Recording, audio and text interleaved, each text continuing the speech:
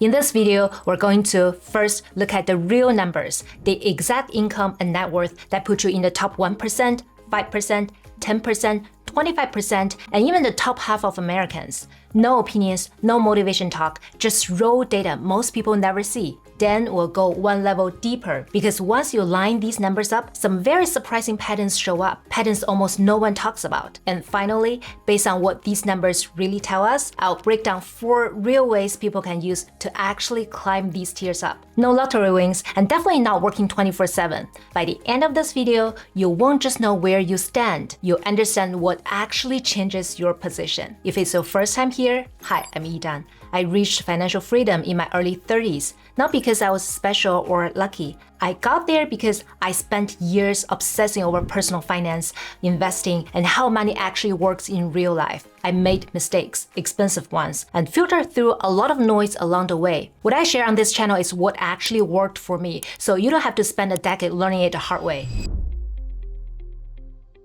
Alright, let's start with part 1, the data. Before we jump into the rankings, let's just make sure that we're talking about the same 2 concepts. First, income. Income is the money you make. It tells us how much money is coming in, and this includes your salary or wages, bonuses, commissions, business income, and investment income like interest or dividends. Say if you make $60,000 a year at your day job and another $10,000 a year from a side business, your total income is $70,000. The data here for income in this video comes from the Bureau of Labor Statistics. This is the official source used by Congress and federal agencies. Second, net worth. Net worth is what you actually own. After subtracting what you owe, you take everything you own like cash, investments, retirement accounts, and real estate, then subtract everything you owe like mortgages, student loans, credit cards, and any other things. And what's left there is your net worth. For example, say if you own a home that's worth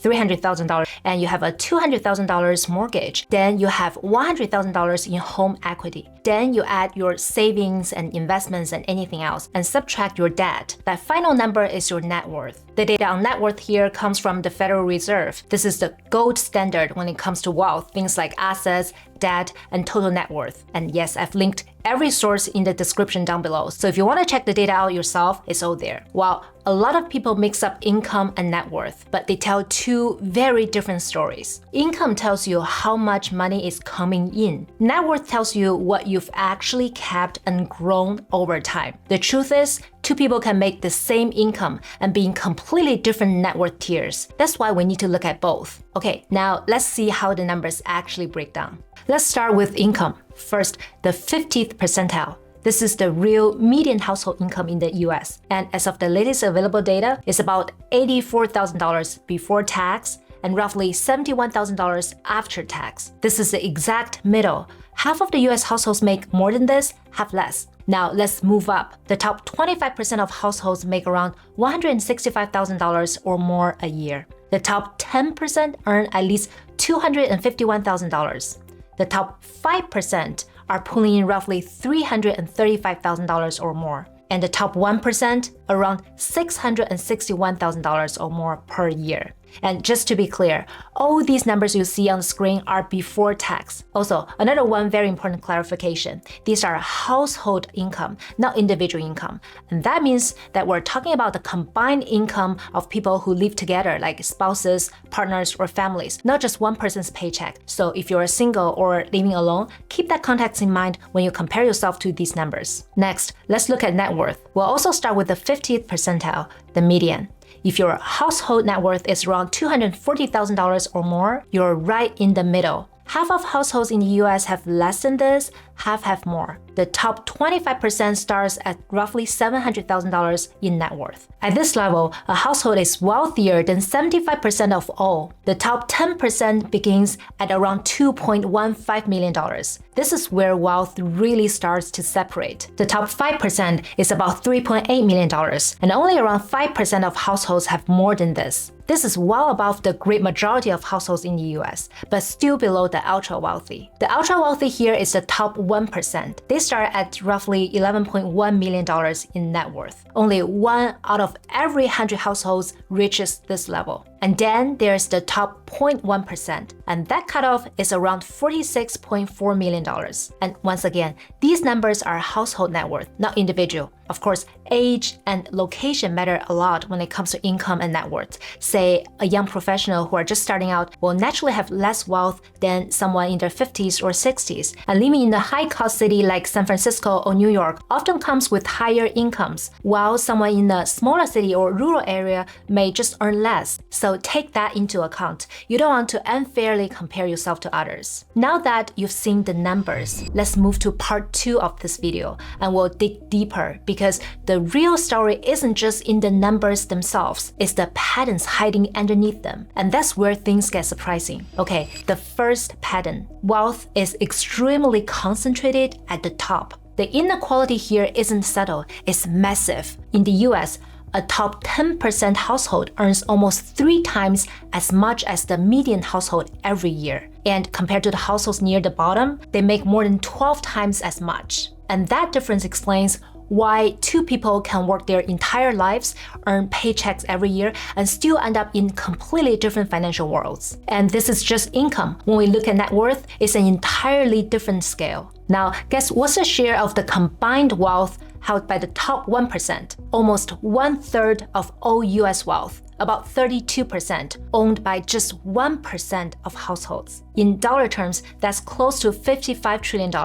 And here's why it really hits. Because the bottom 90% of households combined also have about $55 trillion in their net worth. So one small group at the very top, 1%, owns about the same amount of wealth as the other 90% below them. And it doesn't just stop there. When you combine the top 10% of households, they control well over 60% of all US wealth. Meanwhile, the bottom 50%, so we're talking about half the country, own just around 2.5%. So yes, the gap between the top and the bottom is huge. But this also shows something important. If you are able to move up the ladder even a little, your wealth could start to accumulate much faster. Then the real question is, how do you actually move up the ladder?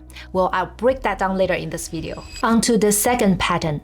Not only is wealth distribution already extremely unequal, but it's becoming even more concentrated over time. Long-term trends show that the share of wealth held by the top continues to grow. For example, over the past 30 years, the top 1%'s share of wealth increased by more than 4%. The share of wealth of the next 9% of households grew slightly, about 2.4%. In comparison, the next 40% declined by about 5%, and the bottom 50% households now hold only 2.5% of wealth, which is down from 3.6% 30 years ago. In other words, not only that wealth doesn't spread evenly over time, it piles up, and the rest of the country gets an even smaller share. Time for the third pattern. Financial crises are actually the one time when the wealth gap stops widening and the moment people outside of the 10% can gain a relative advantage. One pattern we're seeing consistently is that during major crises, the share of wealth held by the top 1% usually declines, while the share held by the middle class can actually rise. For example, looking at the chart, this happened after the dot-com crash, the 2008 financial crisis, and even during COVID. So why does this happen? Well, the wealth of the top 1% is mostly tied up in stocks, private businesses, and leveraged assets, which are investments bought with borrowed money, like buying stocks or property with loans. These are the kinds of things that can crash first during a crisis. Asset prices can fall overnight, and leverage forces them to sell at the worst possible moment. At the same time, the middle class usually looks very different. They tend to have relatively steadier income from salaries or small businesses. They often use fixed-rate debt, like mortgages, and they're far less exposed to margin calls. So a margin call is when you borrow to invest and the value drops too much and the lender suddenly asks for cash fast. So if you cannot pay, you're forced to sell at a loss. This means that for the middle and working class, their wealth falls less dramatically in crisis. Now, I want you to really pay attention. If you take nothing else from this video, I want you to take this one with you. So during crisis, the middle class and working class actually has a structural advantage in the wealth cycle. But what should they actually do to use this advantage? Again, I'll show you later in this video. Pattern number 4. Different wealth groups hold very different types of assets. The type of assets people own vary dramatically depending on which wealth group they belong to. Let's take a look at this graph. For the bottom 50%, most of their wealth is tied up in real estate and everyday items, things like homes, cars, and appliances. These are physical assets. They don't own as much in stocks or mutual funds, and only a small amount in pensions. Now, move up to the middle and upper middle class. Their primary home is still the biggest piece, but you start to see more exposure to stocks and more money in pensions. Then the next 9%, just below the top 1%. This is where things start to shift. A much larger share of their wealth is in equities and private businesses.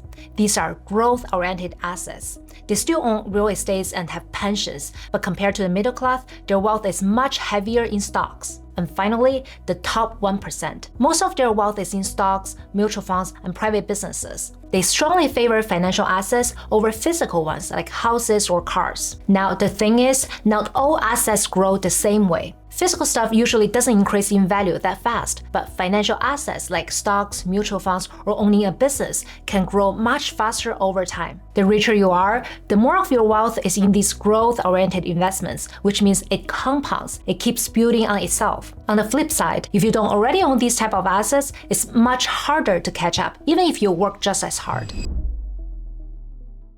Okay, now that we've seen these patterns, let's look at 4 practical ways people can move up the tiers. First, rebalance your asset mix. The key here is to find the right balance between stability and growth. So think of your assets in 2 broad categories. On one side, you have stability, assets that hold their value and protect you from financial shocks. This could be your primary house, bonds, cash savings, or even investments like gold. These give you a secure foundation, something you can rely on even when markets are volatile. On the other side, there's growth, assets that can compound over time. These include stocks, mutual funds, ETFs, or small business investments.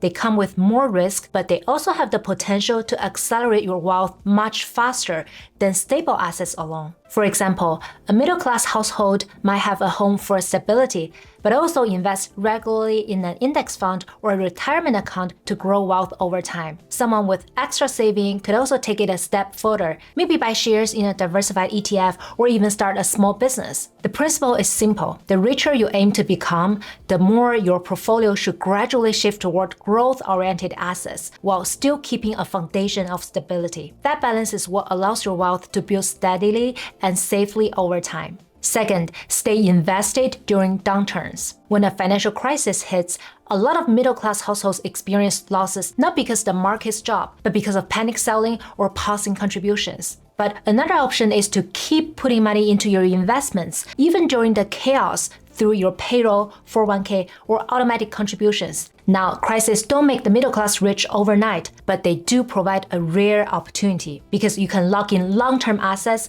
at lower prices. Why are the prices lower during crises? Because the wealthiest often have investments bought with borrowed money, and when markets drop, they may need to sell quickly to cover their loans. And this can push prices even lower than they really need to go, which actually creates opportunities for others to buy. For average families, this is the perfect time to rebalance into equities or consider buying real estate. So if you've managed to save some money, buying long-term assets during a downturn can actually be a smart move that pays off over decades. And here's the thing, you are not competing with billionaires at these times. You are competing with fear. Third, upgrade your skills. Now, we all know that the top 1% grow their wealth mainly through stocks, private businesses, and other financial investments. But for most middle and working class households, building wealth comes mostly from earning more, saving smartly, and investing wisely. That's why upgrading your skills is one of the smartest moves you can make, especially today in the age of AI, where automation is reshaping jobs. New technologies reward those who can adapt quickly, pick up new skills, or try out entrepreneurship. For example, a marketer could master AI analytics or ChatGPT-powered copywriting to run smarter campaigns, deliver better results, and take on multiple clients. If you are a nurse, you could learn telehealth platforms or AI diagnostic tools to manage remote care programs and earn a higher pay. Another example here is Dre Yankowski. He's an employee in tech. He got laid off from his company in 2025, but he used AI to send over 800 job applications in just 1 month, which significantly increased his interview opportunities opportunities and help him land a senior director role at another company. The secret here is to invest in yourself. Your knowledge, your skills, and your ability to adapt, they compound just like money does. And the best part, no one can take them away from you. And fourth, turn your income into real wealth. A high income doesn't automatically mean a high net worth, because if you spend most of what you earn, your wealth of course doesn't grow much. To truly build net worth, you need to convert your income into assets that grow over time through saving, investing, and smart financial planning. I actually have a video that goes deeper into how you can do this and possibly reach financial freedom in just 11 years. If you're interested in that, you can check it out here. I'll see you there.